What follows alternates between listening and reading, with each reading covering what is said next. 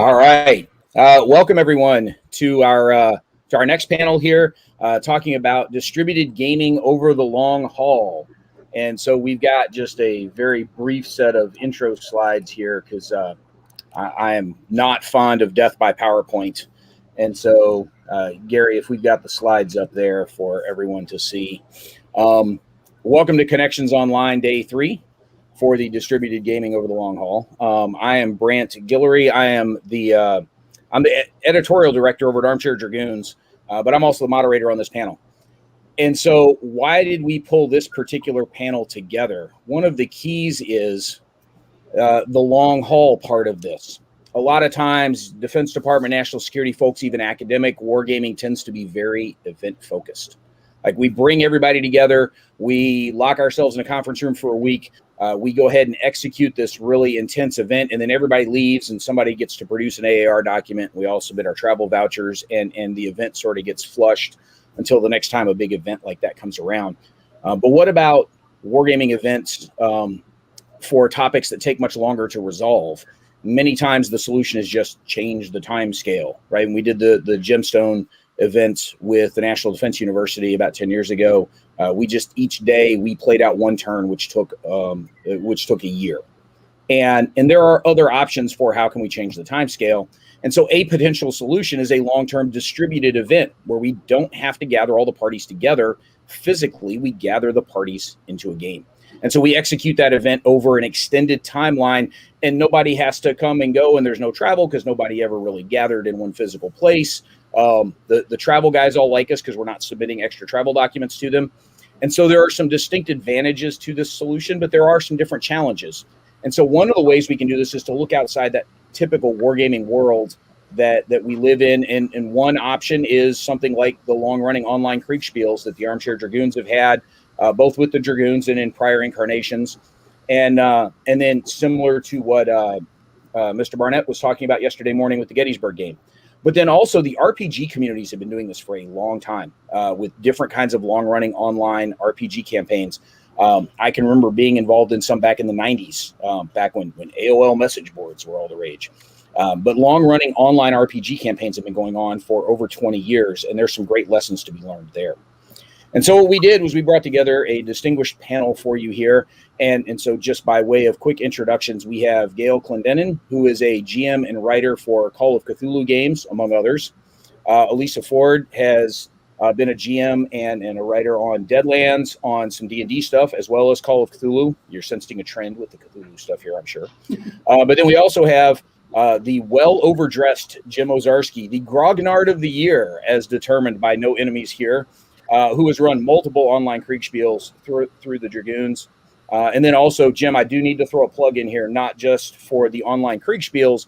Jim is also sort of the ringmaster of our Saturday Night Fights series over at the Armchair Dragoons. We gather online to play live games every Saturday night. Jim streams through YouTube, so you can watch them live on YouTube or pop in our forums and volunteer to join in a game. Jim is always willing to make a seat available at the table for somebody who wants to play there.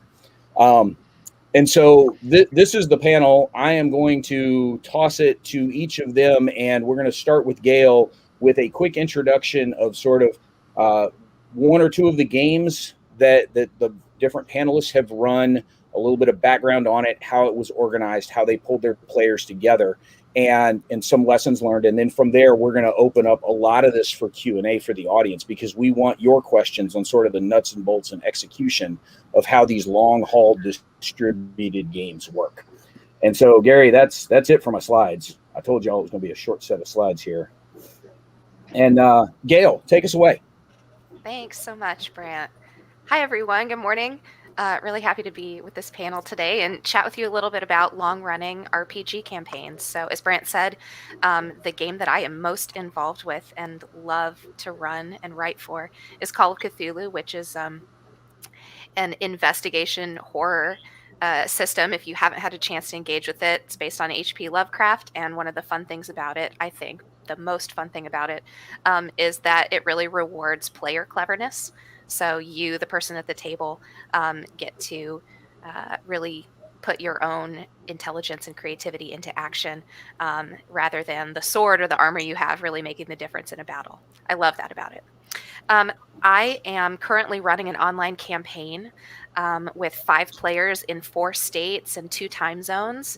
I met all of these players except my husband, who lives in my house, um, through the campaign, through the pandemic. Because of a friend who started in sort of an online space on Discord with a Facebook message board and group backing. We began running brief games during the pandemic to help us feel like we could leave our houses, even if it was just, at our computer screens. It's now been a year ago.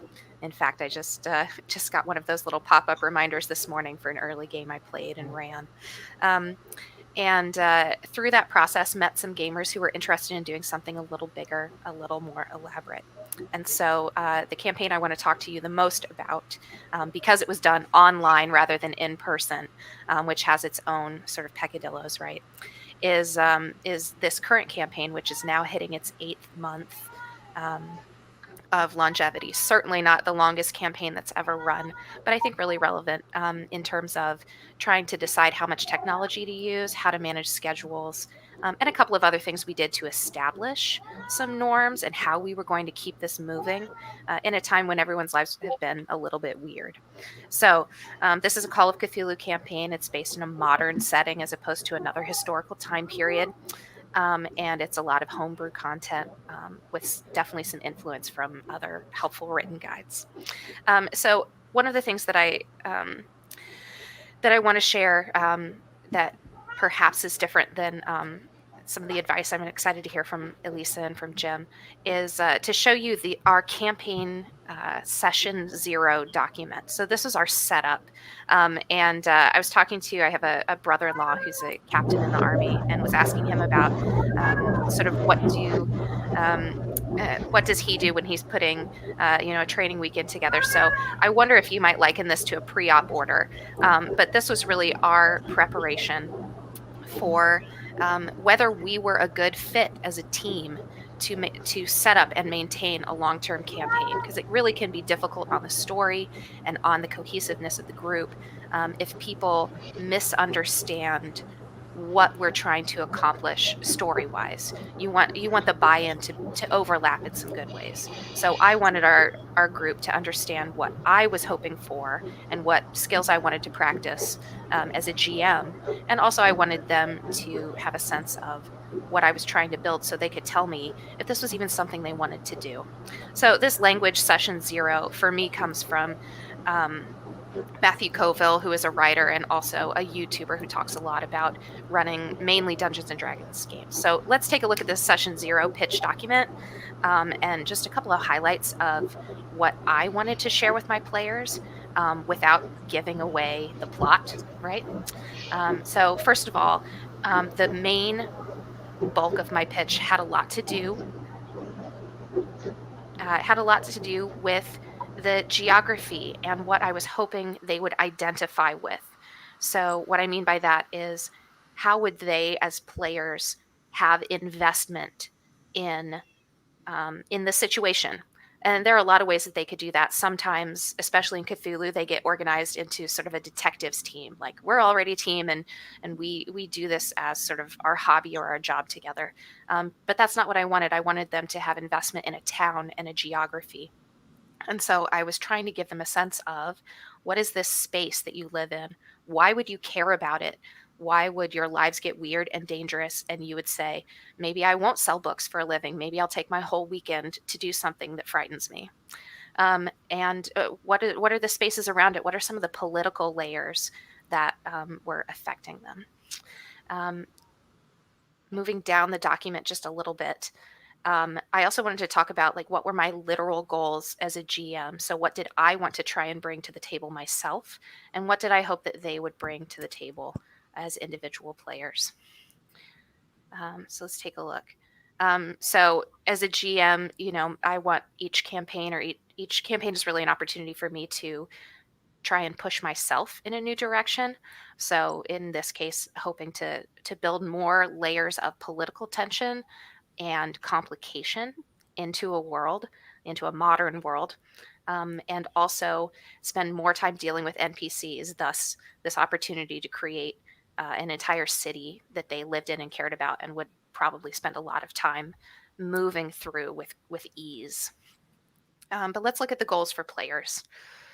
One of them was, let's be surprised, right? Attending games consistently.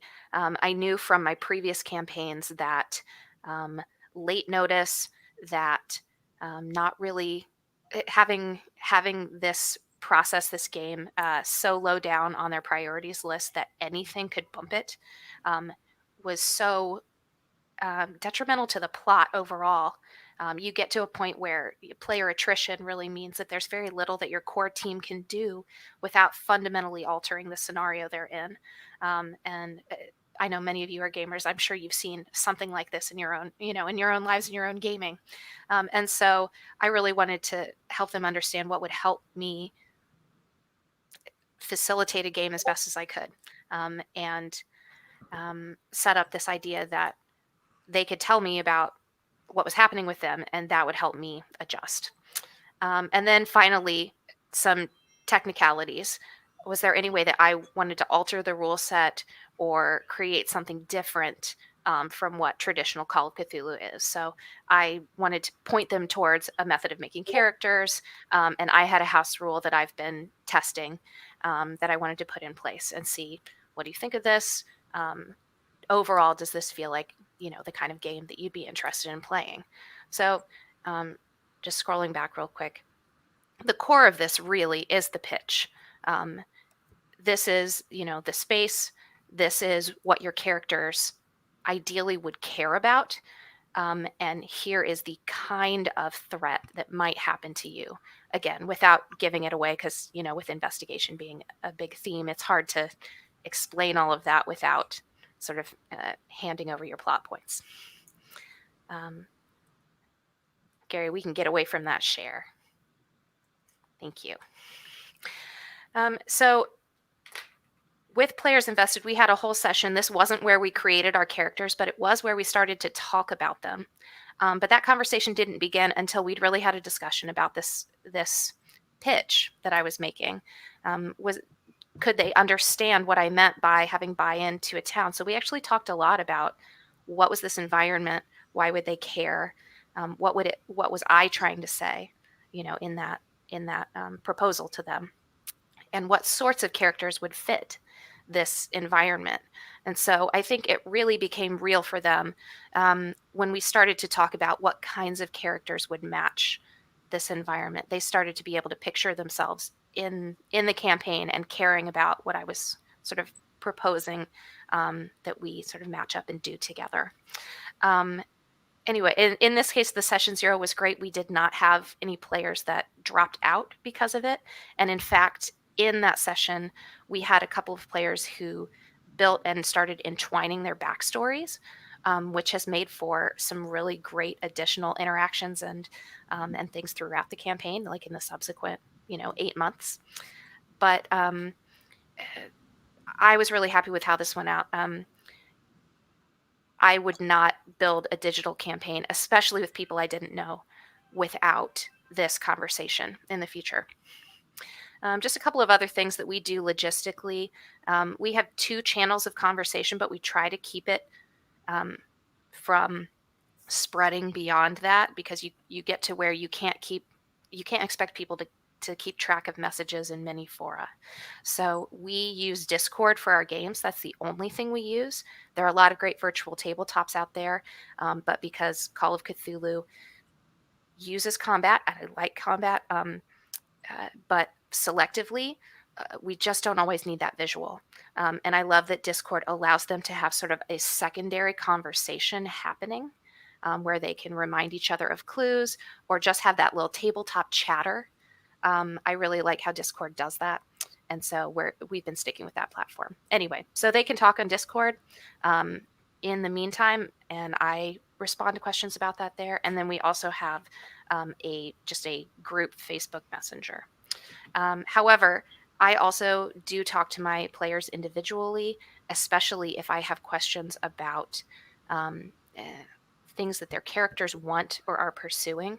That's something I try to check in on, not after every game, but regularly, to make sure that I understand what are their individual goals, and am I thinking about how to include those in my story somewhere, or make sure that I'm tailoring to them individually so they feel like they have time on the screen. I think we have some more questions that are going to come up that are in that vein, so I'll hold there, and see what else we get from Elisa and Jim in this vein. Elisa, why don't you give us a quick rundown on your RPG setup for your online campaigns there, and then we'll go from you to Jim. And you're still on mute. Good morning. Absolutely. Good morning, everyone. My name is Elisa Ford, and I've been a GM for about 20 years at this point. I mostly run at conventions. However, when I moved away from my primary group of gamers and playtesters for a variety of games that I do, I found that I needed to do something online to keep the group that I knew and loved together playing the same games. Which is when I started getting into online gaming or holding things in virtual space. Now, at the time I started, there weren't necessarily a lot of tools out there. I mean, we did have Zoom at the time I started this. And that was fine. You could certainly share screens and make that work. Discord came along, as did a variety of other platforms like Roll20. And working with all of those, over a variety of programs, we found something that worked for us. But I will say that it was a lot of trial and error. The games I ran in these formats ended up being, well, everyone starts with D&D. So it feels very normal that I kind of started there too. But I branched out from that and I ran Deadlands, which is a Weird West game. You have elements that borrow from a lot of American history, especially just after the aftermath of the Civil War, plus a lot of supernatural elements and other things. But the campaign that I'm going to be talking and referencing the most of, because it saw not only the longest runtime at 3 years, but we also jumped from platform to platform to platform, trying to find what was going to work best for us. And my biggest takeaway is that there is no one-size-fits-all solution to running games online. You and your group are going to have different budgets, different tech tolerances, different ways they feel most comfortable communicating. And hopefully I can impart some gems that you can learn from my growth opportunities and my players' growth opportunities to create a game that lands a little quicker, perhaps. The session 0 that you heard Gail talk about was one of the points that I was going to bring up, and it is hypercritical, because not only does it set the theme of like what is expected as far as what I will be bringing to the table as a GM, but it also sets expectations for communication. My session 0 document includes like, okay, so we are meeting at this time on this day, very specifically. And I'm going to throw out a Google Calendar thing about it. Let me know 24 hours in advance if you cannot do this. I also set out things like what happens if you cannot make a game. In mine, if it's like, yeah, you just can't make this one, something came up, you'll likely be in the background as an NPC. Nothing scary or dangerous is going to happen to your character, basically on autopilot. If no one else has that skill, you're that unique and special, and there are some characters who had very specific sets of games, I would make those roles for them. If it was more long-term, we would work things out as sort of a customized solution. We also talked about what we did initially was pool resources too. I had a friend who had a paid Zoom account, and if you can certainly afford those, I highly recommend them. But if it's not in your budget, there are plenty of other solutions, including Discord, that you can use for the audio-visual aspects of your game meeting together. My issue was bringing things to the virtual sort of realm was my games rely on, honestly, me being in front of my players more often than not. Being able to get in close to my players, being able to describe things, being able to put dramatic pauses in, sometimes relying on props. And those weren't as impactful when you had sort of the screen as kind of acting as a barrier, as it were. Working with my players, I learned to use private chat functions because a lot of my games involved a certain amount of secrets and, to a certain degree, espionage. The 3-year Call of Cthulhu campaign, that cosmic horror game, there was a player who was playing basically, they were basically a double agent. They were a cultist who was kind of holding it together, and they had reasons to be, wanting the end of the world to happen. And a lot of my communication with that particular player had to happen behind closed doors.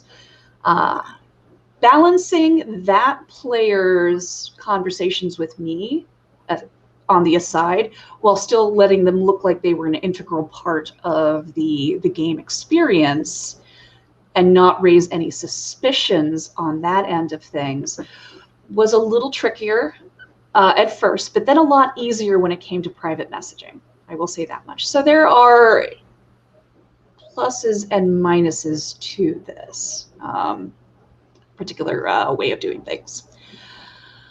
Another thing I was a fan of, Google Calendar is your friend. If you have automatic calendar like setups, you can ping players without being a dag. Send out the invites. People know when they're supposed to be and where they're supposed to be. There's just not this mad scramble of where is my link? Where am I going? Are we doing this on Discord? Are we doing this on Zoom? Or and it saves you the trouble of having to basically constantly ping someone to make sure that they're showing up, because no one has time for that. We all have lives. Another issue is like finding time. What do you do? Most of my players are there's a 3-hour time difference between me and them, simply because of my move. How do we find a time that's harmonious? Do we have to be online together all at once for everything? And more often than not, the answer is no. A lot of the one-on-one stuff I could do whenever I had time to do so, and it fit in their schedule.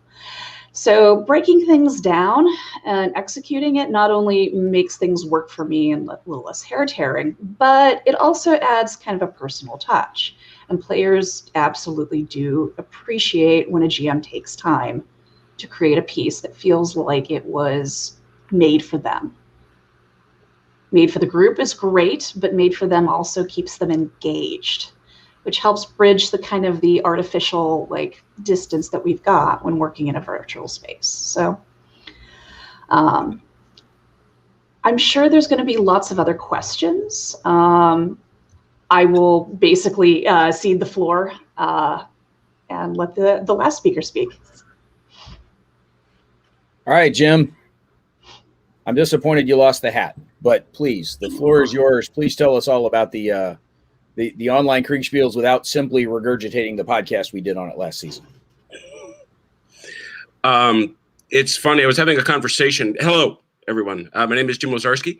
I do a lot of things. One of them is gaming, and that's the thing I think I probably prefer to do, to be honest. I think the number one thing that came to me as I was talking yesterday, I work at the city of Milwaukee, and I was talking to one of our city attorneys who's one of us, and he said to me, I've seen D&D a lot in the culture, and he meant the broader culture. This is very, very strange to me because I was one of the I've been a DM for 40 years now. Literally this year. It was 1981 that I can remember lying in the upper gym at Marquette University High School and playing Keep on the Borderlands with some people who had no idea what this was. So it's an incredible pleasure to see that kids aren't getting stuffed in lockers and having their D&D books torn up and all that other stuff that came around with it. And I'm not gonna hide it. I'm incredibly pleased to see that women are playing. Yes, there were women there ab initio, but they were far and away the minority. And it's great, great, great to see that growth. And the other thing I'm going to say about it is D&D is a war game. Anybody that says different wasn't paying attention when Gary Gygax built it, and Arneson and that whole crew. And so the idea that there any notion that there's a difference between what these two ladies are talking about and what I'm about to discuss that is ultimately a false dichotomy. I've been running Kriegspiels for a long time. The problem with a Kriegspiel, as opposed even to a role-playing game, is first of all the narrowness of interest. As I said, role-playing games have attracted a much broader following. Trying to explain the Kriegspiel, much less run it or implement it, is a task all unto itself. It's a narrow interest. It's one I have a great passion for. But I remember the first time I saw Dr. Didier Ruiz's Flight of the Eagle, the Vol de l'Aigle, and I said, this is it. This is the kit. It's still available. You can get it through his website. Because what did it do? Well, and it's very interesting to hear the commentaries of my co-panelists here, because the Kriegspiel is almost the exact opposite from what they deal with logistically. Number one, it almost never requires you to be face-to-face. To the contrary, there's a series of players. I now have, in the 1807 Kriegspiel I'm running now at the Armchair Dragoons, I've got 15 players in 5 countries and 7 time zones. The idea that we would ever be able to sit down together at a table is absurd on its face. So we're all over the place. I run it in Tabletop Simulator. I built the map and all the pieces, and I've got the charts and the tables, but that's my wheel of pain. That's where I have to go in and move everybody around and coordinate all the emails. I use Google Mail. And the other thing is, logistically, couldn't be cheaper. Yes, I use Tabletop Simulator, but the first Kriegspiel I ran for the predecessor to the Armchair Dragoons, I ran on a giant blown-up map using little Dalek stickers that my wife had stuck up over on the wall right over here, and I just tracked it up there with a ruler and I moved them around. So you need literally nothing. You need a free email account and you send it out, and then we've used the Armchair Dragoons forums to coordinate communications and give time updates and things like that. So there's no need for the face-to-face. It's entirely distributed, and that also affects the pace. The only thing that really moves the game forward is me. If I get stuck because I'm adjudicating fatigue, if I'm doing moves, if I'm carrying messages, I'll tell you right now, the game I'm running, there are people who are intent on sending messages.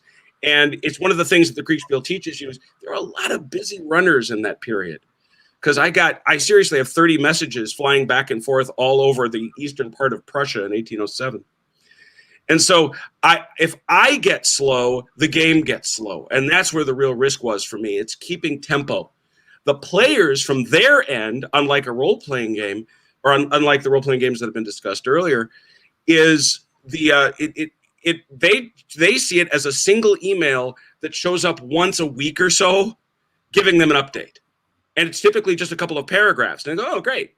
And I've even had a couple of them say to me, it's kind of like a nice surprise on a Thursday. Oh, something's happening out in the Kriegspiel. There's none of the intensity that goes on with a more standard format RPG. And I certainly respect what you have to go through to do that. So, you're talking about completely distributed, lower level of introduction. The GM has to maintain the tempo. The umpire has to maintain the tempo. And then it just comes down to thresholding as to learning. I absolutely love these documents, these brief-in documents that were discussed. You have to do it. You have to do it because there are a lot of people that want to try it. And I think that's true of more traditional RPGs, but they don't know what to expect.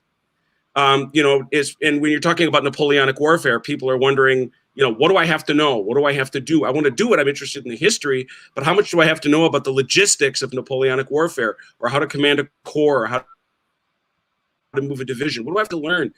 And my answer really does come from role-playing games. Look, tell me what you want to do, and we'll figure it out. The more you do that, the more you draw people in. Yes, you will eventually get to the rules, but I'm very deliberate about something. There's a whole bunch of the rules I never show them. It's none of their business, is what I tell them quite directly. Is that, most of them don't even know how the combat system works. And they're not supposed to because, and that's a whole other conversation about granularity of knowledge. But I don't share that with them. Instead, it's just tell me what you want to do. As it turned out, I assigned commands, unless somebody really wants to be the commander, really wants to be Napoleon, really wants to be Bennigsen, really wants to be, Wilhelm III of Prussia. I assigned commands randomly. And it turned out that the guy that got assigned Bennigsen, the CNC of the Russian army in 1807, went to a complete newbie. I didn't know that when he started. And finally, about 2 weeks into the game, he sent me an email going, I think I've really screwed this up. And I said, no, you haven't. Let's talk about it. Let's talk through the suppositions, and let's talk it through from a historical perspective. And we did. So to me, the long haul piece, to me, Kriegspiel is built for it. Why? Because you don't need the permanence of interaction. The threshold of entry is so limited. There are systems out there, and of course, my love is Napoleonics, but there are similar systems, and I know Dr. James Starrett and some of the others have sought them. They can be sought in other forms and other formats, and it works brilliantly in a distributed setting.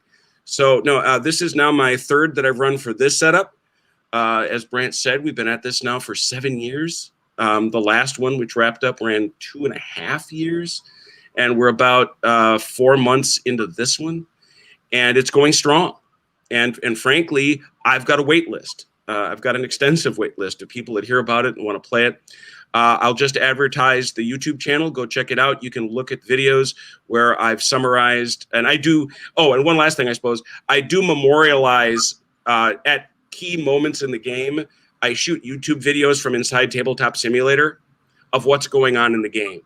Why? So I can remember, and also so that I can show the players what was going on, what was happening to them. And I've got 3 hours of video, I think, on the previous one, the 1809 campaign, and I've got about the same length for the 1806 campaign, and I'm shooting them for this one. So you provide that backstory, it provides a conversation piece, but it's really something that's built for this platform in this environment. I think it's great. And it's like I said, a pleasure to be here. Yeah, some of those online Kriegspiel. Uh-oh. Somebody.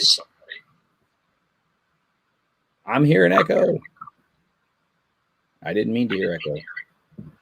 So some of those online Kriegspiels have been quite extensive over the years. And when Jim says he's got a wait list, he's not kidding. I think for Jim, the primary limiting factor on this is not lack of players. It's the amount of time that he has himself to dedicate to doing these things. But they've been pretty fantastic over the years, and we've had a lot of repeat players come back, specifically looking for those. And so where Jim is dealing with something that is specifically designed asynchronously, Elisa, Gail, you guys had mentioned sort of trying to figure out the times that you can get people together to try and play in that shared space. Maybe Elisa, take the lead a little bit here, because you've had a specific character that could operate asynchronously. How much, if any, sort of asynchronous interaction do you have with the players over the long haul of the campaign versus trying to get everybody together, understanding that in an RPG environment, a lot of times the whole point is to have everybody together? Sure, I can absolutely go on that. So typically we were meeting twice a month, everyone together, usually using Zoom.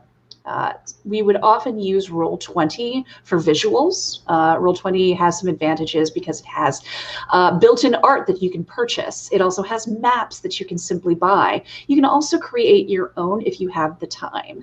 So it's one of those deals where once you learn the system, you can create your own interesting visuals and have everyone interact there, including the dice rolls, at least for the not audio-visual aspect. Roll20, as a side note, do not use Roll20 for audio-visual. It does not work well. It does not work well for anyone. I have never seen that go well. I was given dire warnings by Gail and Matthew McLeod, who is another Cthulhu GM, to not use Roll20 for audio-visual. And I didn't listen to them, and I highly regretted it. I'll just put that out there. However, if you're using your own visuals, great. If you don't want to do that, you can throw money at the problem. we've met using that visually, and then we were using Discord, then Zoom, a paid account, for communication and seeing each other. When we weren't doing that twice a month, I would do a variety of things, depending on what was happening with a player. It could be just as simple as an exchange of emails. That has the advantage of not of having a sense of like leisure to it. Like people can do this when they have time to do it, and that's fine.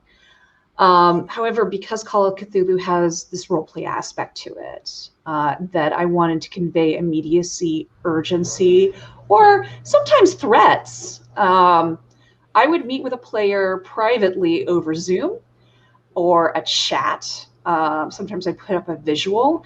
When my cultist in my group was basically kind of having a moment where he was teetering on it, like, do I really want to end the world? Do I really want to do this? You know, basically his superior came in, and I played the superior. I put a big old visual as to what was happening bodily to this individual as they're slowly being corrupted from the outside in. And it's like, you know, I need you to get me results, and I need you to do it by this time. And if you don't do it, this is what's going to happen to you. So depending on what kind of message I want to send, I will choose the medium therein. I can still do things from a distance and put things up on the screen with talking that will get something across. So if I'm trying to be urgent, I'll try to do this. If I'm trying to just handle business as is, I will use Discord typically, or email. Gail, did you want to add to that? Or, you know, I'm sure you have your own method of doing this. Well, I talked about the channels we're using to communicate. I would say, so we're meeting bi-monthly for about 5 hours. I've been doing things like visions, or they're having some interactions with the Dreamlands, for whatever that means to anybody, but they've been having some individual situations that come up. I'm trying to handle them about within that time frame. I am open to more happening, but it hasn't yet. So the more that they split up, the more that we will go that direction. So the only thing that I would add then is that 5 hours is a long time to be on camera, and so we've chosen not to. It's, you know, none of us would choose to sit in a 5-hour meeting, but we might choose to sit in a 5-hour game. And so we're trading face-to-face for sort of the ability to have those little distractions for yourself, as long as people are engaged, which they are. You know, you can feel that 5th hour, and not having people stare you down while you're doing it has been good for us. So that's not about splitting up, but that's a concession that we've made. Yeah, and I think one of the big things that's a little different from sort of the hobbyist role-playing environment compared to sort of that DoD national security world, some of those session 0 documents that you guys described are absolutely vital in the hobby world. A lot of those things will already exist in the professional gaming world, because there's a reason why you're gathering all these people together for whatever training event, analytical event, whatever war game that is being worked through, that already happens. And in some cases, the agreement of times and scheduling and synchronization interaction is going to be directed, right? If it's your job to participate in said event, you are given the time to you're told you will have to be here at this time. So there's some of those things that may need to be a little more negotiated in the hobby world, or even potentially in the academic world, that aren't necessarily factors that matter in the professional world, because you're told this is what you will be doing. And so synchronous versus asynchronous may play a role in sort of how that group assembles and gets together. Some of the actual tools, the buttonology, if you will, but the actual tools being chosen that we're describing in the hobby world are not necessarily always going to be available to you in the professional world. And again, in the professional world, you may be directed on certain tools that you have to use. And in those cases, you're going to kind of have to make the best out of what you got to work with. But as Jim has noted for the Kriegspiels. Look, email works, right? I mean, we all have them. We can always use them. And then how you track things as a GM or even as a player in your personal environment, like you, again, tape a map to a wall and start making grease pencil marks on it. Those are always doable. So when you're looking at some of those techniques, that might work. Gary, not sure what we've got showing up for some of the questions in the chat, but maybe we can start throwing some of the other questions up. So this is a good one. For the long duration campaigns, how do you record the history of the game world over all that time? How has that evolved over these long time frames? Jim, I think your answer is Tabletop Simulator, right? You're sort of taking snapshots as you go, or in some cases shooting some videos as they happen, because you've shared those with us. Anything beyond just that Tabletop Simulator sort of video capture that you've done for them? I remember seeing the pictures of the map on the wall, but what else, if anything, have you done? And then we'll get to the latest. Well, Tabletop Simulator allows me to I execute the game hour by hour, so it typically works through a week of the campaign, and so you're talking about do the math. Everybody sleeps for about 8 hours, so you got 16 hours, 16 turns a day, 7 days. There's your number. I keep each one of those states in Tabletop Simulator in case I really screw something up, so I can go back and look and say, oh, that's where he was. That's where he was. Okay, got it. The video piece is narrative. It's an active memory. And then based on all that, if you've been to Armchair Dragoons, I write AARs about them. So it's an act of creating that history. So doing AARs, doing the videos, and also retaining the states, these are all parts of the history. One of the things that's grown up out of it, I know we had more of them for the Jena campaign than we had for I suppose it'd be the Eckmühl campaign, the 1809 campaign, the early half in Bavaria. A lot of the individual commanders came out and posted in the forums sort of long form, in character narrations of how they saw the battle evolve. What their perception was. And I thought those were incredibly valuable. If you go back and you look at those, you'll see, generals explaining their misunderstandings, explaining their ignorance, explaining why they did what they did. Nothing I had to do. They just took it upon themselves, and in some cases, to justify their actions. Frankly, some of their inferior commanders were saying, "Why were you such a bonehead? Couldn't you see?" And they respond, "No, I couldn't see, and here's why I did what I did." So there was even a little bit of revisionism to history going on. That was a fascinating exercise too. But again, that's nothing I did.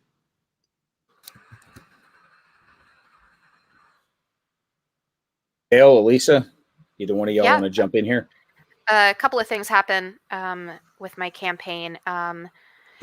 First of all, I do expect my players to keep notes in an investigation game. I cannot keep the notes for them. I do keep notes, but I cannot keep the notes for them because their perspective on what they've gathered and what it means is important. And so we begin our sessions with a review of those. And it does help me prompt them if there's anything we've just forgotten that happened, but also it helps me know where their thinking is, what direction they're likely to head in, and if they're going off course. So it helps me, adjust as a GM. The other thing, and I have one player right now who is a delight and writes up these brief narratives of what happened each game from her character's perspective. So if it didn't happen to her, it's not in her notes, but it's still nice to have those. So super grateful to her for that. It helps.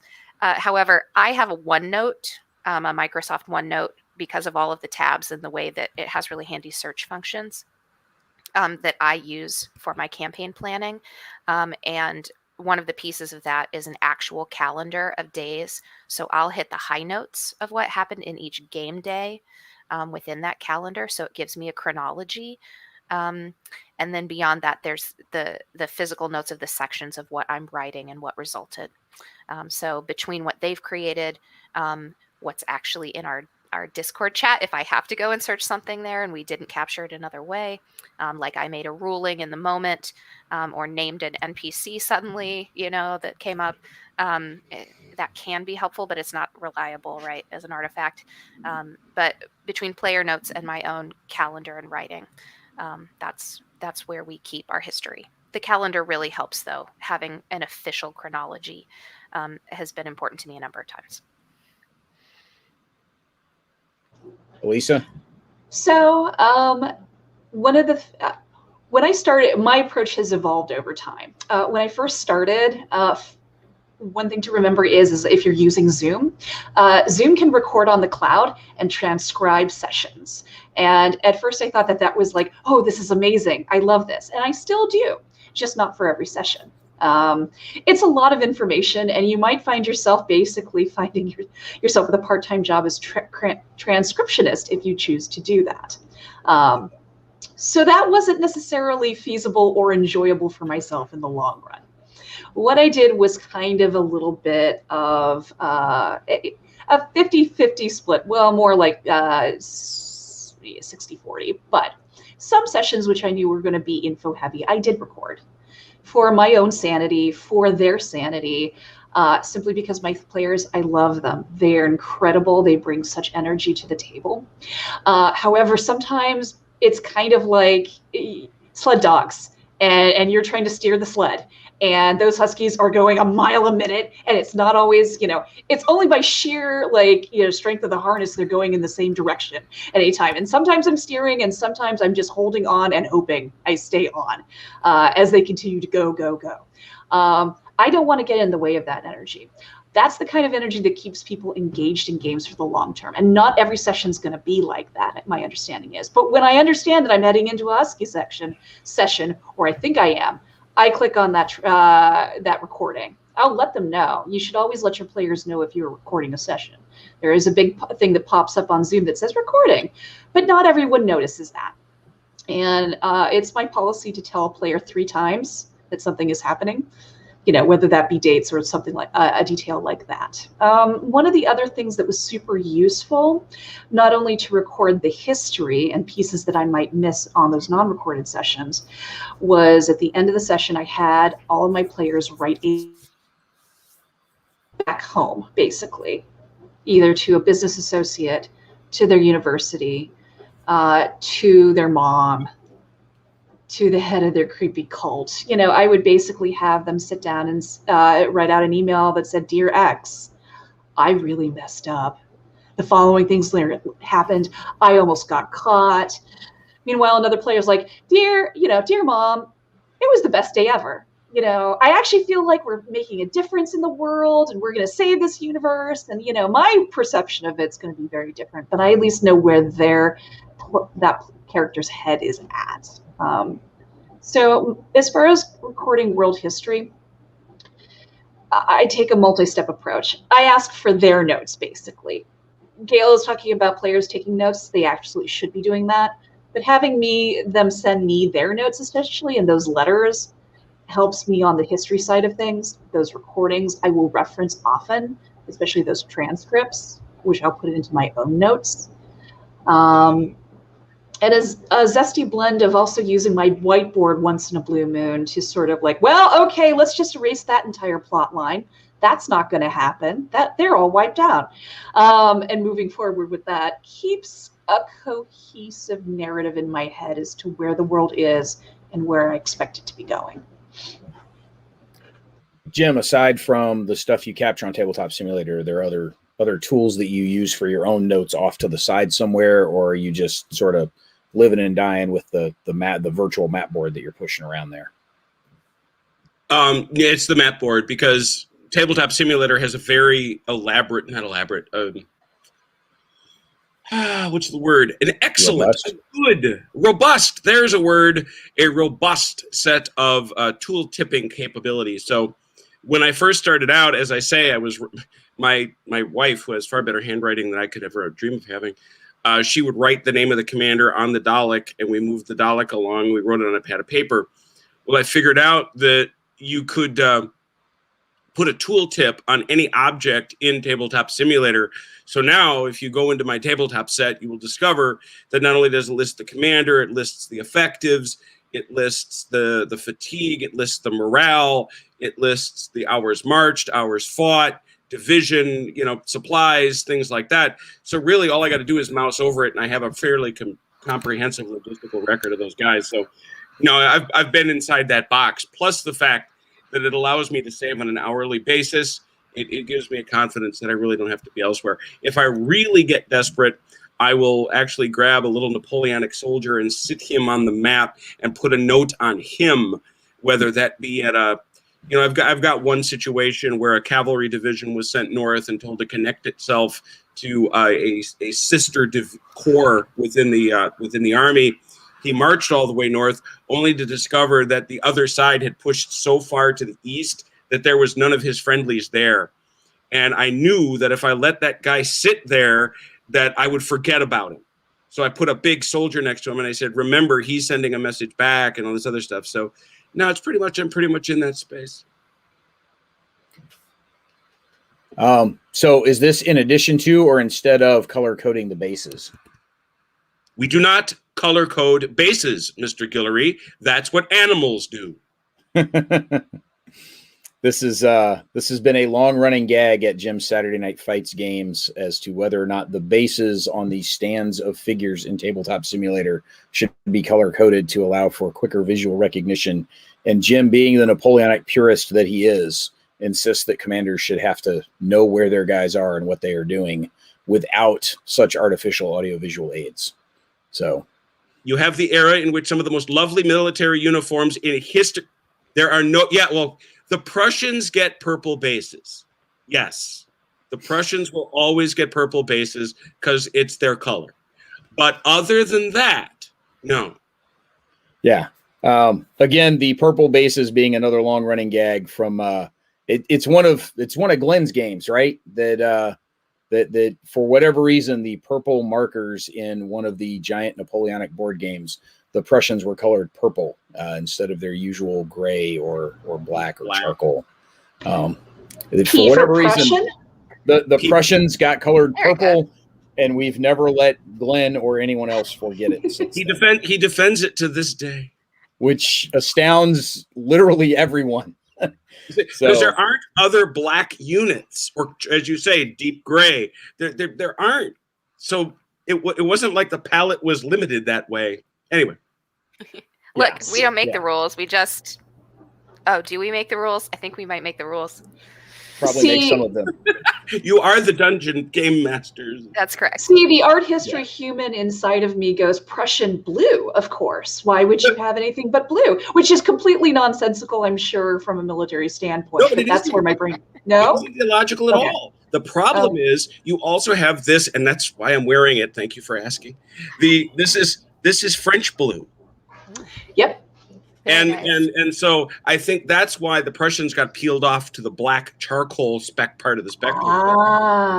Had they been a Prussian blue, which is a different hue of blue, not that I really see these things, but they are a different hue of blue. Had they been, I would have been fine. But purple deeply offended the Prussian aficionados of my association. Yes. Another question. Do the participant, and Jim, this is more you than anything, but Gail and Elisa may have some commentary here. Do the participants' relative locations to each other in the game, right? Not the physical player's location. Does that change the type or frequency of updates? And Jim, I think intuitively we all know you've got different stuff flying around with the Kriegspiels for the guys all over the map, but particularly like, again, the old RPG joke of never split the party, but the party gets split sometimes. And so Elisa, when that happens, how might that change that type or frequency of updates? Do you run separate sessions? Do you just simply communicate asynchronously with them when they're split like that? How does that change what you do? So typically I'll look at what caused the split. Were they routed by an attack? Has the party been separated? Are they fighting to sort of reunite each other or at least get to safety and assess the situation? If that's the case or something similar to that, I would run 2 separate sessions. It's way too hard to run combat simultaneously for 2 groups that are not communicating to each other, at least at that point in time. And typically if I'm doing something like that, it's planned. So what typically it's separate sessions when something like that happens. My cultist did have to sprint off and basically report into his superiors physically. He had to be physically present for one of his check-ins. He couldn't use technology. He couldn't use the phone. He couldn't use for a variety of reasons. That I ran as a one-on-one session. If it's going to be something along the lines of like, they're doing a heist, they're stealing something, and they're synchronizing, of course I'm going to have them in the same session. But one of the nice things that Zoom allows you to do is breakout sessions where you put people in different rooms, and you as the moderator, you can hear everything that's going on in them depending on how you set things up. So no one gets to talk without you hearing it, or something like that. So for reasons like that, I had the cultist in one session. They were planning on stealing basically this malicious item out of a museum. And they had sort of like the people who were running in, the people who were from the outside who were trying to assist by watching cameras, keeping a lookout for the police, that sort of thing. And then there was the cultist who was sick. He wasn't. He was off in his own room, causing mayhem and trying to make this mission fail on his own. But we basically passed it off as, oh yeah, so-and-so can't make it this session. He's not going to be here. Meanwhile, I just shunt him off into his own private room. No one can see he's there, and basically pipe him information as needed. So I've done a 3-way split before, and it was quite effective. They had no idea the player was there. They had no idea this player was causing havoc on their side of things. Ultimately, they prevailed, but the cultist certainly gave them a run for his money. So that might be a technique that, again, porting some of those ideas into more of a military sense. Your ISR elements might work for those guys. Where you've got some sort of surveillance that is separate from the primary action going on. I know Jim has had intercepted messengers all over the place through a variety of his Kriegspiel stuff, because that was back when you had to put a guy on a horse to go tell somebody something. You couldn't just pick up the phone and call. And so I think that the lifespan of the French messenger in Bavaria in 1809 was not very long, was it, Jim? I first want to observe that clearly we have evolved a generation of kinder, gentler umpires, because I'm here to tell you, rule number 1 was split the party, somebody dies. Yeah, I'm a kill somebody, because I ain't putting up with that. So well done entirely. No, I mean, just logistically from a Kriegspiel perspective, there's just like the original 1824 Kriegspiel. There's a collapsing time thing. If nobody's in front of nobody and you're just moving around, and frankly, Gary Gygax adopts this. You shove people along on big stretches. Oh, an hour passes, or a day or a week, But then when you get into proximity with each other and somebody sees something, and usually in a Kriegspiel, it's this delightful, what, who's where? That's the best, really. And this has already happened in 1807 where people shot somewhere and they went, they're not supposed to be there. And I say, well, they didn't consult with you, did they? And suddenly the messages fly very quickly because they want to know it's human nature. The players want to know things that no commander would have known. You try to allow for terrain. You allow for time of day. You allow for you look at the map. What could they possibly see? What did these troops look like on the march? And, what they want is a printout. They want an Excel spreadsheet of which corps am I looking at? Who's in command? What are the counts? What are the casualties? How much grain do they have? And instead, I've got to tell them there are some guys there. They're probably your opponents. And so, yes, to answer a simple question long-windedly, yes, the messages accelerate dramatically once proximity to the enemy is achieved. I would say that it's probably exponential. Yeah, dust clouds on the horizon. That's all you're getting. Yeah, there is in the British Kriegspiel, the 1894 Kriegspiel. There's a famous chart that gets posted in all the Kriegspiel forums of what a person standing at a normal height on a hill can see at what ranges. As you say, it starts out with you see a dust cloud, and I believe that's 1800 yards. You You can suddenly discern whether it is troops on the march. You can discern what the nationality of those troops is. You can discern as they get closer. So it's an issue. Yeah, I hearken back to the real-time Kriegspiel that we did at Origins several years ago, when there was a runner who had reported, hey, you can see a dust cloud off on the horizon. And this was across the booth, and I'm not sure you necessarily heard it. But the question went up, is that a French dust cloud? As though the dust clouds are color-coded somehow. And we all understood that only what the player purple meant. ones. Yes. Right. Purple Yes. dust clouds, Prussians. We all understood that the player was meaning to ask, is that dust cloud caused by the French? However, the way it came out as, is that a French dust cloud, was certainly chuckle-worthy. And so, Gail, in your case, when you've got the participants sort of spread out within the game, what does that do to your communication and how that flows? So there are a couple of things. So we are having our games at the same time, right? And maybe that's a lot of the audience today, because you have that ability to schedule simultaneously. However, I would say that I am a fan of split the party, not because it's smart, but because it gets us away from groupthink and decision by committee, and really exposes both the cleverness and the impulsiveness of our players.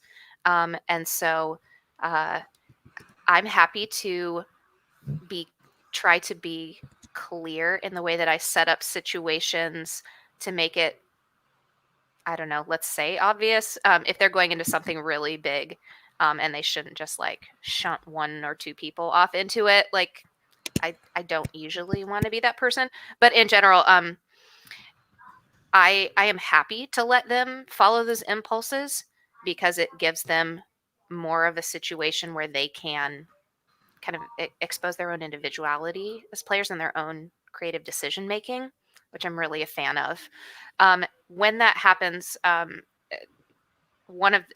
main tool that I'm using before is similar to what Elisa is doing, which is pulling people into private zones so that they get a chance to hear, process, and possibly act on information before the rest of the group gets it and starts churning on it.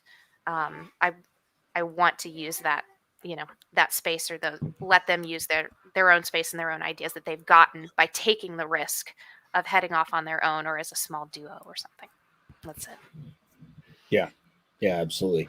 I think the idea of folks being geographically distributed certainly becomes a different consideration depending on what it is you're trying to do. And so when you've got, you guys are dealing with one player represents one character in the game, which is the norm for most RPG events. Occasionally you'll have one person with two characters out there. That's it's not unusual, but it's not the norm. Whereas what Jim is dealing with wrangling on the map is he's got one dude out there with 17,000 of his closest friends meandering about Bavaria. And so the distance scales certainly are going to be quite different, where, Jim's 17,000 guys are out of touch with everybody else because they're in Regensburg, not Augsburg.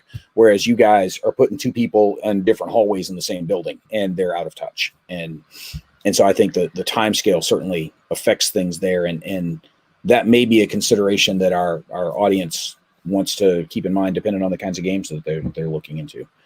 I'm sorry, can I just add one small thing? Yeah, and that is absolutely. That because my games revolve a lot around information and how you put together clues or pieces of, a bigger scenario that you don't understand. I have been writing documents in the form of things that they research or find. So newspaper articles, police reports. I've been a poet. I've been an author. Putting these documents together and giving them to my the characters, but really my players, to actually chew on and process in between times.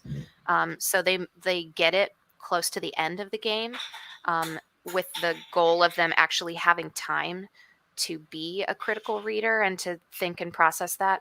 So it's sort of in lieu of sending them in between game updates. So making it important by including it in the game, but giving them time with that information by sort of expecting them to drill down into it before we come back together.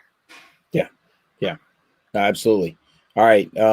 We had another question there. So, Jim, I know you're dealing with this right now. So does one allow substitution of players due to non-availability of primary player in an ongoing multi-session game? Spare players, Rommel got sick. You've got a wait list, right? So you just, hey, Jones, you're up. Come in off the bench. Yeah, we had somebody had to bow out. We respect that.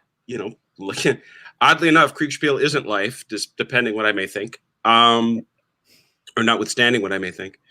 So people do bow out. Someone just did. And the one thing I do seek for, though, and I'm sure anybody who's ever umpired a game could tell you the same thing, is when you have a pile, you're always looking for the person that is most eager to get in. And so you sort of, in my case, I just put it up on the forum, and I wanted to see who would see it first and who would react first, because you want that level of enthusiasm, because you don't want people to drift away. And so yes, you do. It does create problems, especially when there's a Kriegspiel creates an extensive narrative of knowledge. Going back to the original brief-in, you know what the mission is, you know what the op ord is, you know what your OOB is. You know your guys and where they've gone and where you've sent them and why you sent them there. And so it creates an obligation to go in and sit down with the person and say, try to get them as up to speed as you can, because you also want to talk about how, you can't tell them what the other person was doing wrong. You can't say, yeah, he turned left here. He shouldn't have, but he did, or anything like that. So you've got to try to tell it as straight as you can, but it is eminently preferable to trying to bot things. And it isn't even a workload perspective, because botting is easy. It loses a lot when you don't insert that human element. Frank Chadwick, in his notes to Volley and Bayonet, once famously said that he never wrote rules for the Napoleonic period for transmission of orders. And people said, well, how do you allow for the command screw-ups that were so much part of the period? He said, I just have other people play. And that's enough to allow for that level of friction and that level of confusion and error that human beings bring to the table. So yes, we do. Gail, tagging folks in when needed. Oh, you're on mute. No, you're not on mute. You think you're on mute. Elisa, you want to jump in while Gail gets the audio reworking there? I do have guests that I can bring in. I need a little notice in order to do it. That's kind of it. But because it's all story elements, everybody has to have time to get up to speed. So I could do it within a week, but if I find out the day before, it's probably not going to happen. Yeah. Yeah, and I think that is kind of key. If I know something is there is a planned absence, one of my players is unavailable during the summer. His schedule just becomes simply too packed to do any gaming whatsoever. So summer, spring, and fall, he was with us for the 3 years, but during the summer, we needed to figure out something else. And basically, we had talked about, well, do you want to hand this character over to somebody else? Is there somebody that you trust to do this? Can you find your own substitute? And the answer in this case was no. He was very attached to his character. He liked the way he played his character, and he became a little too controlling over decisions and updates, because we tried it and it did not work. And so we were left with the conundrum, okay, we have a player that we really value in this scenario.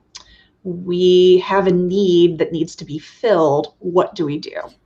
And basically, I found another individual who wouldn't necessarily play that character, but basically this person was a professor, and we wrote it in because he is an archaeologist, and it's very common for archaeologists to go when the weather is good to go do field work. That this was basically the TA that drew the short straw and wasn't able to go to Italy. And so Bobby, the TA, visited us for the summer, and it became almost like this Scrappy-Doo-esque kind of edition that everyone liked. to the Call of Cthulhu adventure. He was very, he's 90, he's like in his early 20s. He's very like excited. His professor trusted him so much that he sent him on this special assignment. And it was like,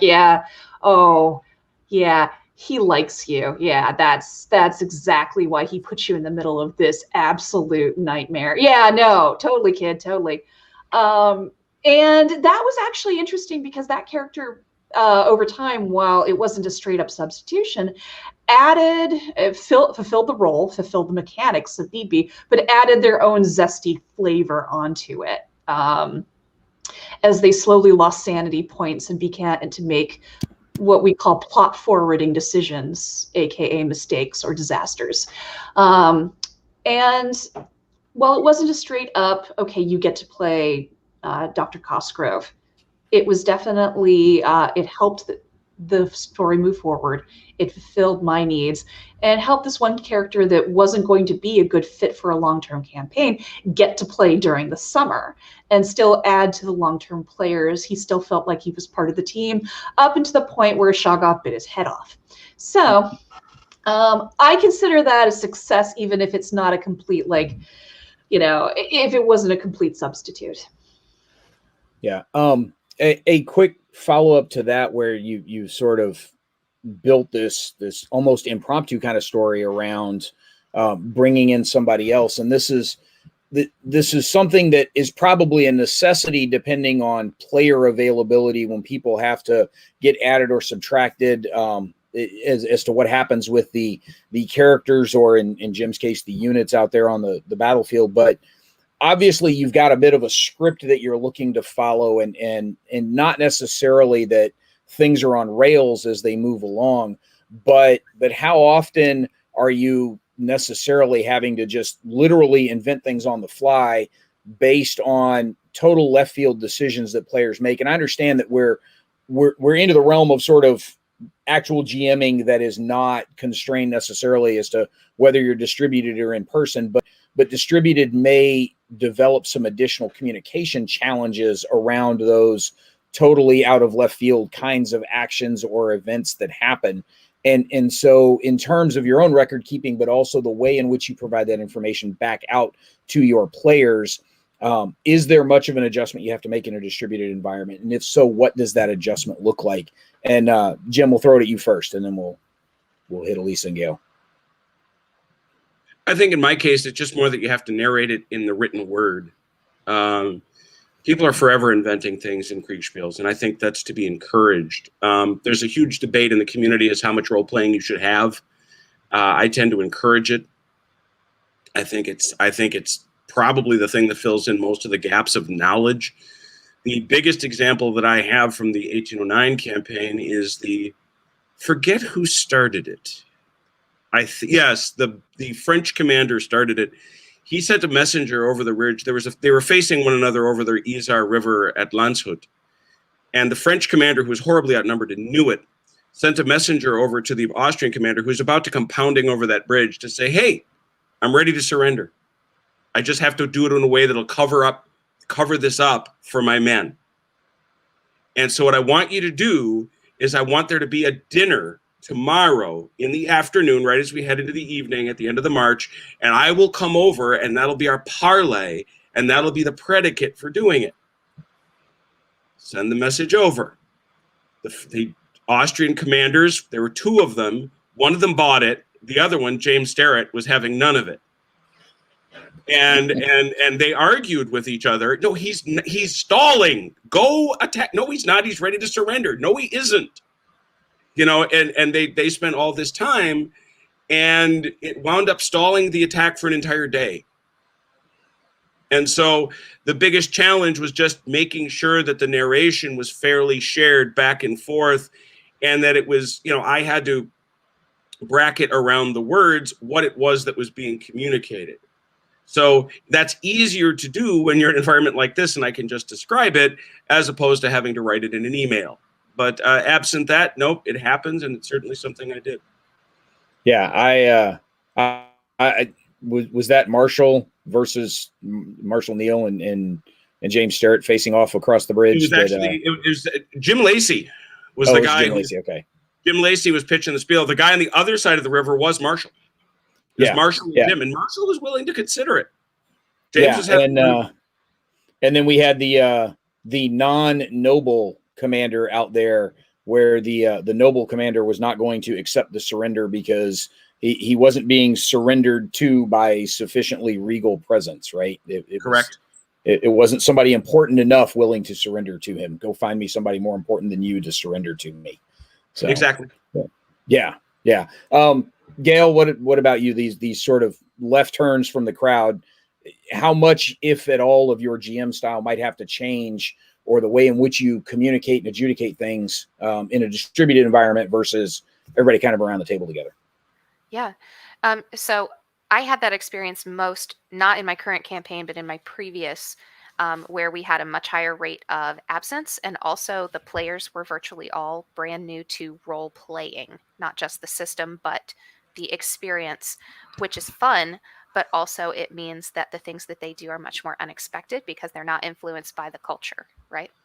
And so I would say a couple of things. I did more individual follow-up in that time. And also there were times when, I've seen people online talking about like, and then you just call a break because you need 10 minutes to regroup yourself, right? I had days where I set my team on a whole separate mission. I was like, hey, guess what? This person has showed up at your door and what if you went this way today? So I could take the people that I had available or the people who, send them off this way and let me figure out what this means for the motivations and the readjustment of your foe or your goal when you've just done this with it. Or you've totally changed your perception of your own motivations, because that happened as much as anything, like sort of what they wanted would shift. Anyway, it was a fun challenge. It was good education for me, working with new players a lot. And in some ways, I guess it made them more creative, but also more chaotic. If I were doing that again now online, I know that it would take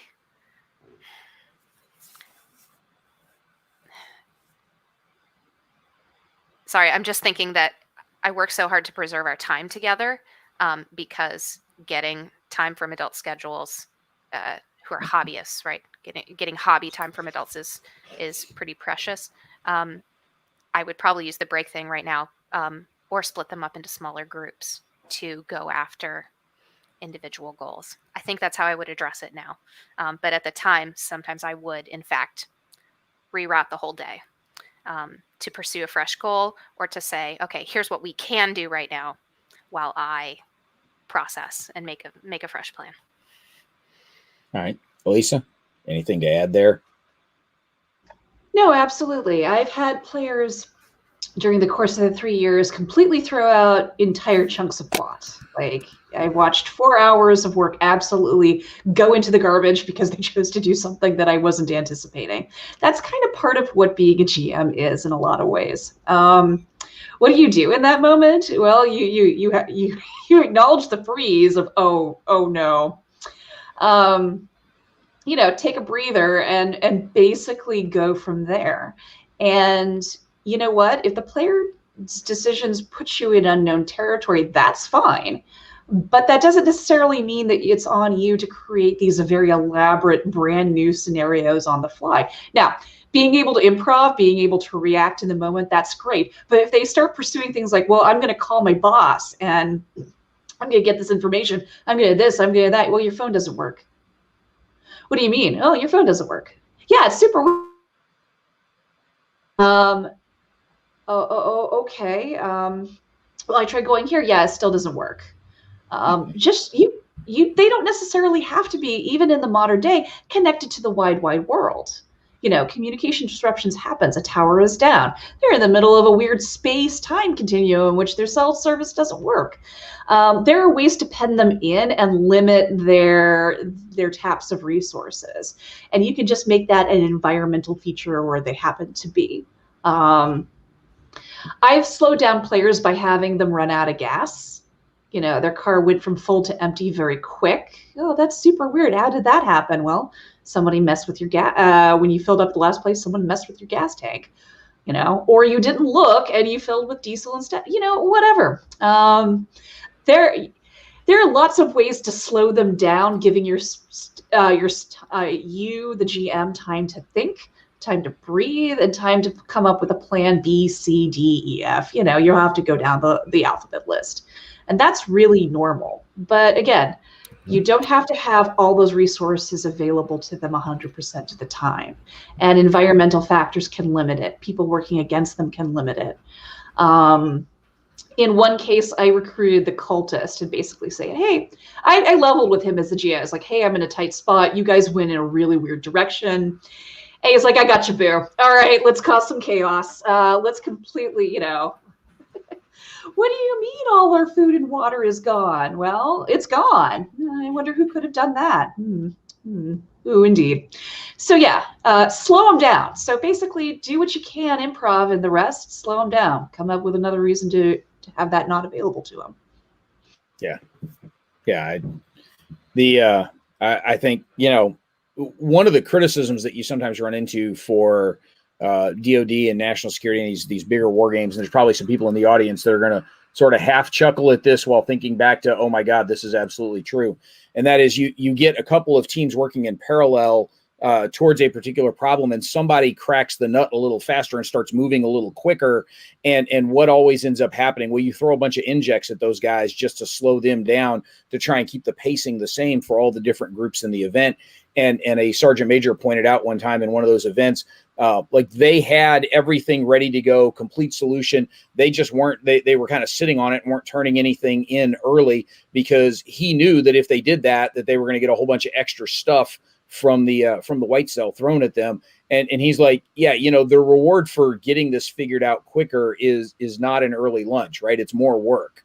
So we're going to sit on this rather than give the white cell an opportunity to just throw extra busy work at us just because we happen to figure it out first. And so sometimes, when you're redirecting folks, maybe if somebody comes up with a good creative solution, don't reward, punish them by throwing extra, busy work at them. Let them enjoy the fruits of their labor there a little bit. A question from the audience: does anyone have a list or table of best tools to use based on the type of game, board versus computer, number of players you want to serve? Gail, I think you had mentioned, sort of Roll20 and Discord. Obviously, you're dealing with pretty small groups in an RPG environment. You don't have the cast of hundreds floating around out there.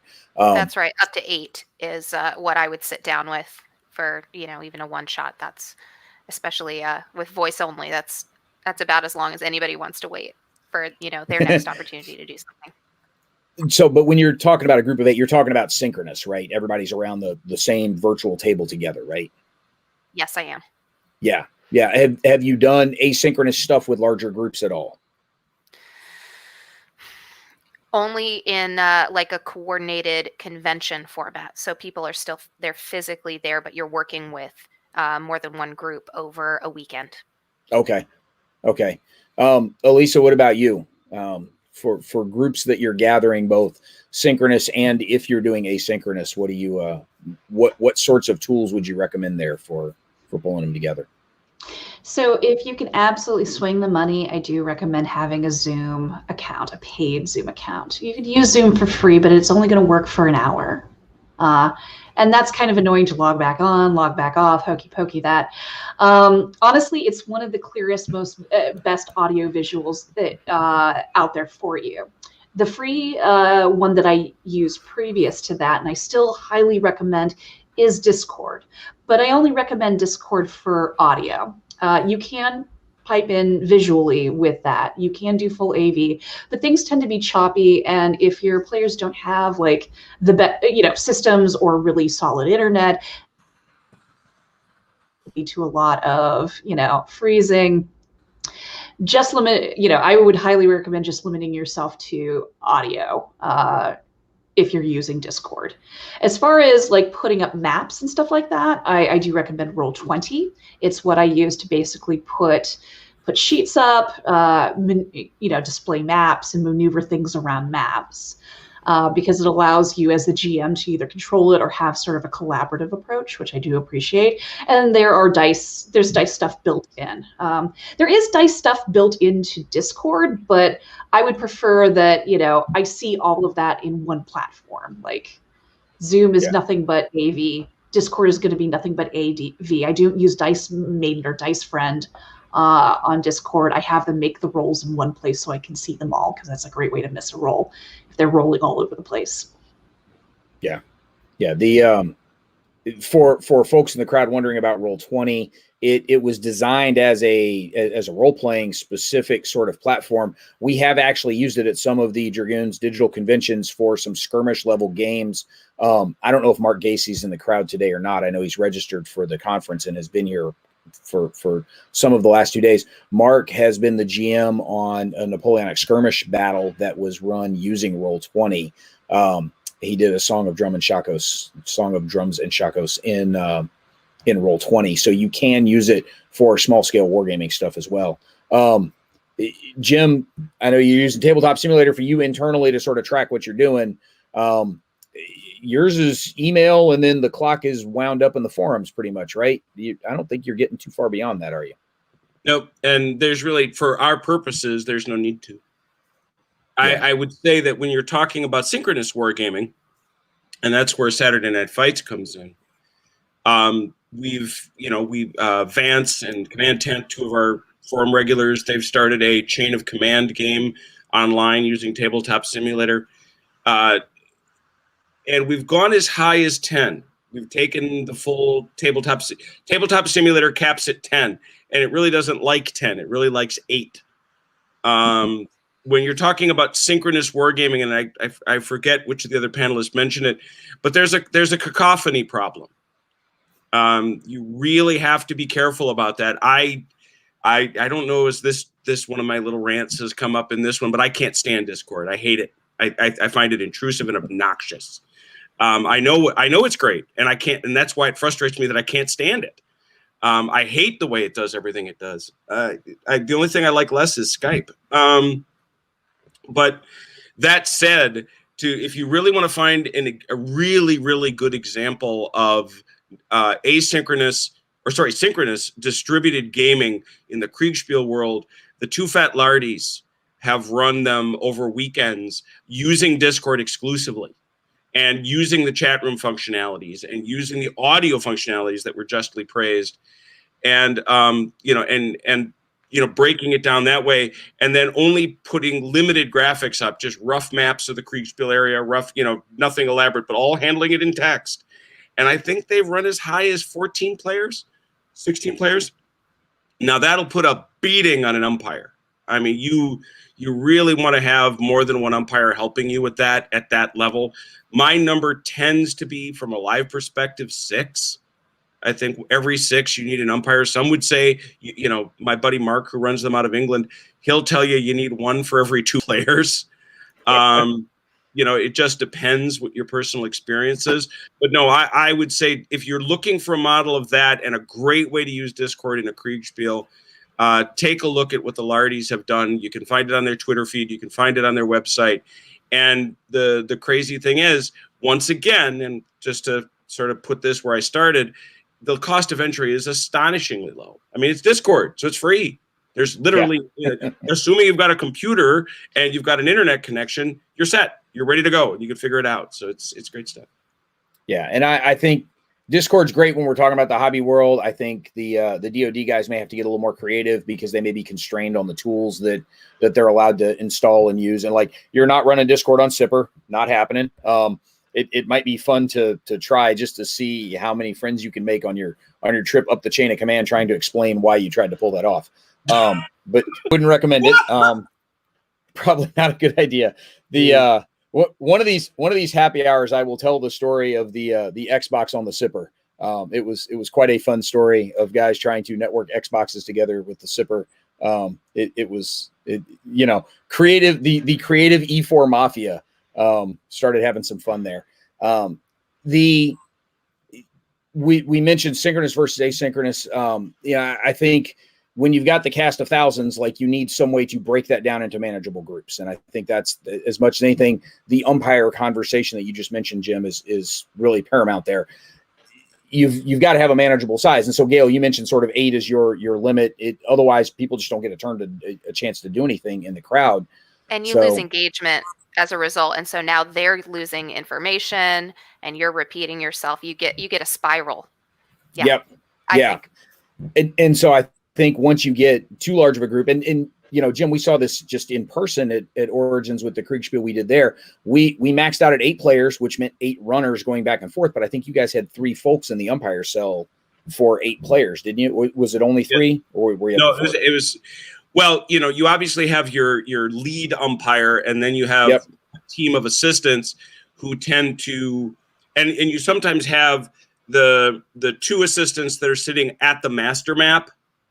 And then you go and you have umpires that are running back and forth to the players. Yeah. You know, so and as long as there is coordination, as long as there is basic levels of competence, I don't know as you can have too many umpires. I'd always rather have too many than too few. How long of a time slot you run a game like that in for Origins? You do it in 4 hours or 6 or more? We time boxed them at 4. We usually run a couple minutes over, but not much. With our events at Origins, and there's a bunch of people in the chat that have played in those. There's a handful of people in the chat that are part of our team at Origins.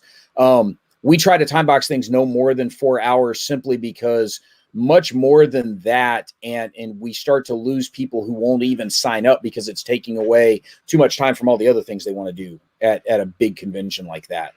Sure. When it's a smaller, more dedicated game weekend, you might could get 6 or 8 hours of engagement out of folks.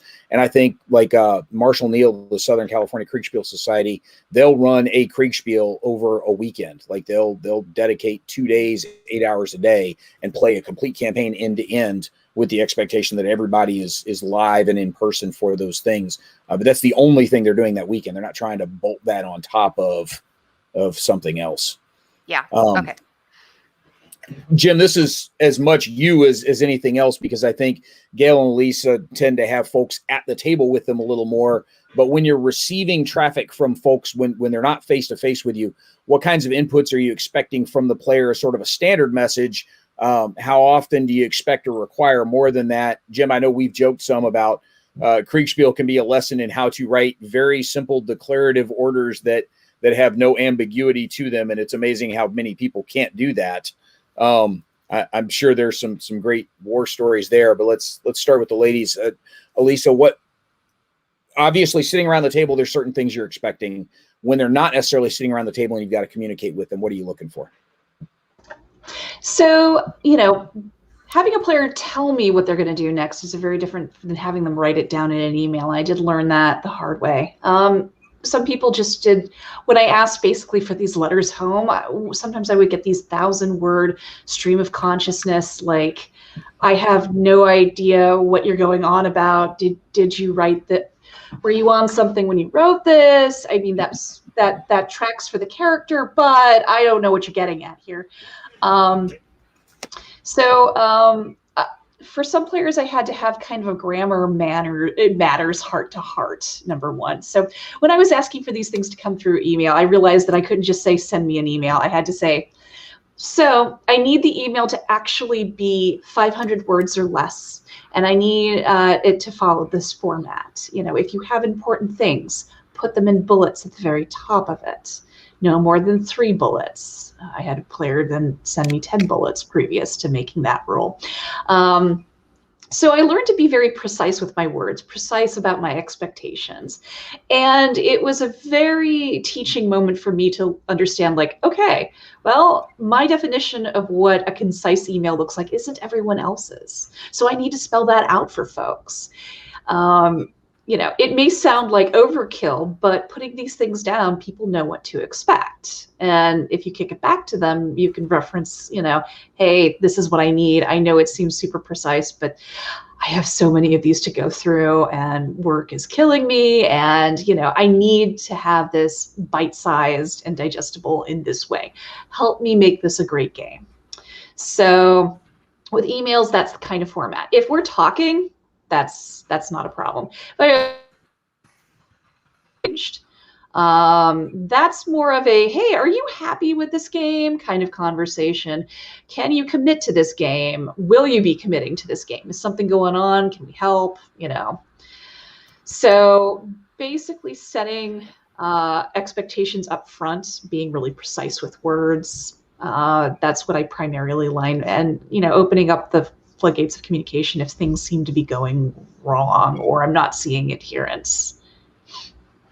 Yeah. Gail, what do you think? The key thing I expect from my players in between games and not every session is updated versions of their character sheets. So we don't have preset communication formats, only channels that we're using at this point. Okay, cool. Jim, I know this is not necessarily a short answer, but we've only got 25 minutes left. The reason von Reiswitz invents the Kriegspiel is to try to train officers in writing orders.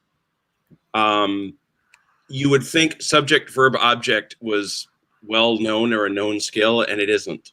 That's coming from highly educated people, some of whom have played in these games. That's not to say that I haven't had moments of poetry, and I love to tell the story of the he's a well-known author, and he was playing in the 1809 campaign game, and he wanted to send a coded message to one of his colleagues, and he wrote it in German, and I knew it was a poem, and then I realized he had written his orders in the style, form, and cadence of Bob Dylan's "All Along the Watchtower." And in German, in German. And so, that one I've kept, that one I've actually framed, because it's just that freaking good. That is an aside. What do I expect? Number one is commander's intent. What are you doing with these guys? What is your long-term goal? What is your overall vision here? So I get it. But within that, where are you going? And you'd say, well, you get that at the beginning, don't you? I do. But the problem is, I doubt I need to tell anybody attending here that no plan survives first contact. And so suddenly, as that changes, if the commander is in any situation, any position to affect it, he's got to tell me what he has in mind. And I will give you this example. It's happening in the current Kriegspiel. I've got a guy sitting across a river from his opponent. He's been sitting there for a day waiting for an attack that hasn't come, and it's driving him nuts. And what he wants to ask me is, why isn't he attacking? And I said, go over and ask him. I don't know. He's just, and he's trying to figure out what's going on, but he's trying to assess that intent. What is most often missing? What is most often missing is, where are you going? Why are you going there? And what will you do? And to prevent that from metastasizing into what was described earlier as, I needed 3 bullet points, not 10.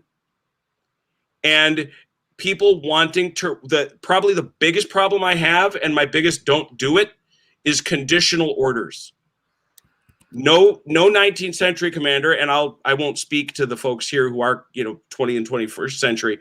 No 19th century commanders would have written a flow chart to his troops. I've seen the actual op orders that were issued by Napoleonic commanders. Shoot, I've seen them all the way back to the 17th century. They didn't do that. And getting at simple declarative sentences, getting at iteration, and then once you're in contact, communicating. And finally, I guess, the commanders that I've played these games with have told me the one consistent frustration is the players don't communicate up the chain of command. And so that leaves their commanders blind. In your average 19th century, in the 1807 Kriegspiel right now, there is a commander whose orders are on a 14-hour delay. The Napoleon will not get his orders until 14 hours after they're sent. And there's this sense from the players of, I sent him an order 14 hours ago. Everything's fine. And I leave it to the commanders to iterate, no, it isn't fine. I need to know every 4 to 5 hours what you're doing. How are things going? Even if it's nothing's happening, I need to know it. Because right now, my Napoleon is pounding his head on his desk because he has literally lost sight of 40,000 men. He doesn't know where they are. And so the need for that communication, he's staring at the map and he thinks he knows where they are, but he's guessing. And so that need to communicate in a game of this kind, it's no different than a face-to-face Kriegspiel, but asynchronously, it's even more maddening. Tell me, let me know where you are, has been huge. And look, we've got enough folks currently in or previously in uniform in the chat that are probably chuckling and thinking that problem didn't end when we left the 19th century, that even in the 21st century, that can still be an issue of subordinates not bothering to tell people what's going on. Great. I got it, Mr. Hard Charging Lieutenant. You're solving the problem. You're killing bad guys. You're doing what I told you to do, but I need to know that you're doing what I told you to do because you haven't bothered to update me in the last 6 hours or whatever. I get it. Some guys today are micromanaging nut jobs and they want to know every 15 minutes or more. But look, when I haven't heard from you in 6, 8, 10, 12 hours, and that happens even today with all of the instantaneous forms of communication that we've got available to us, that can still happen. And you've got a command post out there flying blind because nobody bothered to tell them what's going on. And that brings up the interesting conversation. And I'm not sure if Dr. Sterrett is in the crowd, but I know the guys from OTS are. One of these days when we're doing a command post exercise at Origins, we ought to turn the monitor off for the participants as though all of their subordinates went into radio silence or got jammed by the enemy and suddenly they have no sense of what's actually happening out there on the map. I think that would be immensely entertaining and frustrating. And Jim and I will be selling popcorn to the audience that wants to watch that happen. For those watching, I was about to say, for those watching anyway. Yes. Oh, yeah. No, totally. We are going to sit there with popcorn and watch the frustration of the participants from that. Gary, I'm not sure what other questions we've got floating around out there in the chat. So let's throw some in there. Do you have backup measure against serious technological problem that could disrupt your online gaming? Provide any instruction for dealing with such problems to your players beforehand? Jim, I think for you just take 2 weeks off and go travel to Austria, something like that. I think, ladies, y'all, because you're synchronous, that's a little more immediate issue. Gail, what's the backup plan? How do you work around that? Sure. So this is why we absolutely have 2 channels of instantaneous communication, and then we can email. We do so very infrequently, but we can. Discord has its peccadillos. We, at this point, know them pretty well, and we share those workarounds. And so 8 months into the current campaign, the current players understand the process for how do I troubleshoot most of the time, right? But we have our Facebook messaging channel. Sometimes they'll get to me individually, or sometimes they go right to that group chat, and I don't care which one it is, I guess, as long as I'm being communicated with, and can kind of keep things going. But then beyond that is email, for that sort of third backup for technological situations. And they do, right? We have high winds, or you're dealing with the weather of every place that your people are in, and it happens. And also sometimes Discord is completely obnoxious, and you don't, the reasons why it's weird are beyond me. You just understand that it is, and you hope that you've got the flow chart, right, to get around them. Yeah. Elisa, what about you guys? Similar? Very, very much I would be echoing what Gail just said in a lot of ways. If Zoom, for whatever reason, is having issues, and that happens, but not very often, we have Discord as the backup. If the issue is the internet, that tends to be a little bit unsolvable. I'll communicate via text. I have my players' numbers in my phone, as in all else fails. Kind of situation. As far as troubleshooting goes, typically, everyone sort of gets to know the foibles, as Gail mentioned, of a particular platform, and kind of everyone kind of works through it as a group, because it's only a matter of time till it happens to them. But what I did find useful at other events, such as Gen Con and Origins, where I was getting people who were very new potentially to a platform, is that I included a white sheet of, if this breaks, these are like the top 10 things that can go wrong with Discord, with Zoom, with this platform. Try this, and more often than not, it's like refresh the screen, reconnect your microphone. Issue I would have usually online with a lot of the long haulers, because they put up a brand new sort of headphone rig or something like that, or they have new speakers, and we would start getting that reverb, and it was like, okay, so everyone mute. Now slowly we'll bring everyone off of mute and find out who's the problem. Sorry to put you on the spot like this, but we cannot. This is going to drive me nuts. That's my personal peeve. So yeah. When in doubt, I'm usually the problem. So Oh.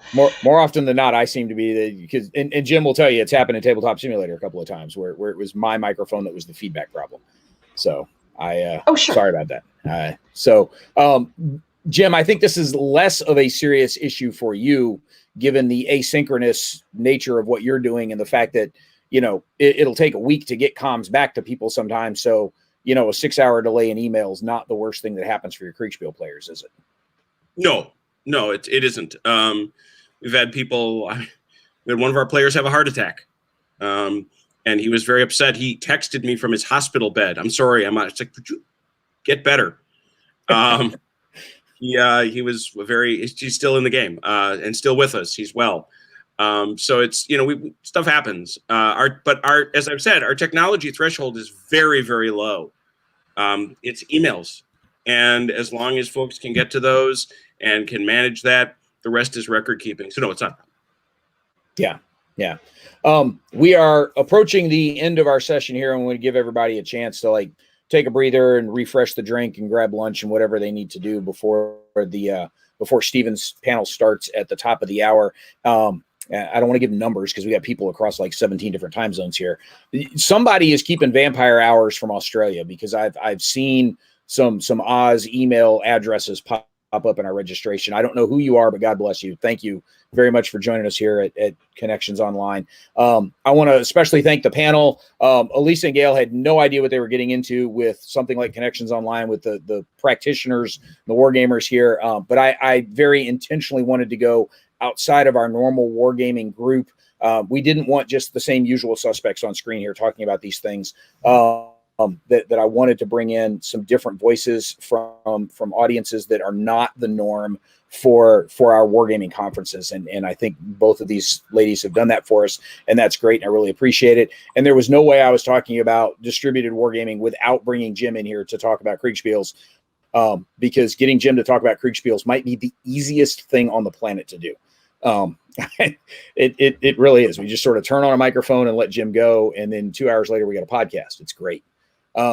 For those of you that are interested in those online Kriegspiels, we've got some of the links in the chat. I will add them again right after this call, right after this broadcast finishes, for folks that want to go ahead and throw your hat in the ring for the next time Jim fires up one of these. But I would also encourage you check out the Armchair Dragoons for Saturday Night Fights. Those are also organized there. So if you're interested in some live wargaming, not live nude wargaming, just regular wargaming, we do those on Saturday nights on the Armchair Dragoons, and Jim streams those. So even if you're not watching, you can always just or not playing, you can always watch the stream and participate. We've got a handful of those regular participants here in the Connections audience as well. And so always a lively chat going on alongside those games that are happening. So Gail, Elisa, Jim, thank you guys very much for being able to join us here. I know it's sort of weird hours for when we're normally used to doing gaming stuff, but I appreciate you making the time for us to join us at the conference here. And I think from here, Stephen's panel starts at the top of the hour. That's going to be in the third event QA conversation channel in Discord. And if anybody missed any of this, it'll be available on YouTube. You'll be able to go back and check it out after this. I don't think I've missed anything. Have I, folks? Gary will yell at me if I have. Don't think so. Cool. Thanks for having us, Brant. This was really fun. Thank you for having me. Appreciate it, guys. Been a ton of fun. And audience, stick around. Stephen's coming up at the top of the hour, and he's always a blast. Thanks, everybody, and enjoy the rest of the conference.